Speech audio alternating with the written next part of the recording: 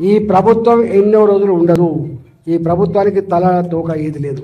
తుగులక్ ఎప్పుడో మన చరిత్రలో తుగులక్ అని చదువుకున్నాం. ఈ ముఖ్యమంత్రి అంటే తుగులక్. నేను చాలాసార్లు చెప్పిన ముఖ్యమంత్రి గారి గురించి. ఇవాళ మా ప్రజల్ని ఏడిపించుకొని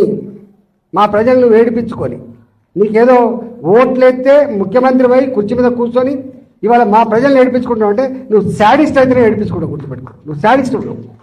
నువ్వు ఎవరు చెప్పినా వింటలేవంటే నువ్వు సైకో అయితేనే ఇవ్వడు. గతంలో కూడా చెప్పినా నేను మంచి పద్ధతి కాదు. ఇవాళ పరిపాలకుడు అనేవాడు, ముఖ్యమంత్రి అనేవాడు ప్రజల కన్నీళ్ళు ఏంటిది, ప్రజల కష్టాలు ఏంటివి, ఒకవేళ నీ ఇంటెలిజెన్స్ వ్యవస్థ ఉంటుంది తెలుసుకోవాలి.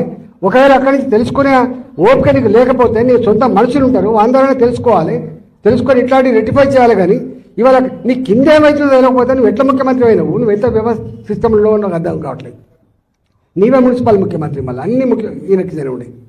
కాబట్టి నేను ముఖ్యమంత్రిని డిమాండ్ చేస్తున్నా, ఇట్లాంటి పిచ్చి వేషాలు మానుకో. నీ కింద అధికారులు ఏం చేస్తుందో దృష్టి పెట్టు, నీ సిస్టమ్ను బాగు చేసుకో. కానీ మా ప్రజల జీవితాలతో చెలగాటపడే ప్రయత్నం చేస్తే ఖబర్దార్ నా కొడుక అని చెప్పి హెచ్చరిస్తున్నా. నీ అబ్బ జాగిరి కాదని చెప్పి తెలియజేస్తా ఉన్నా. ప్రజల జీవితాలతో ఆడుకున్నాడు ఎవడు బాగుపడని చెప్పి నేను శపిస్తున్నా, గుర్తుపెట్టుకో అని చెప్పి.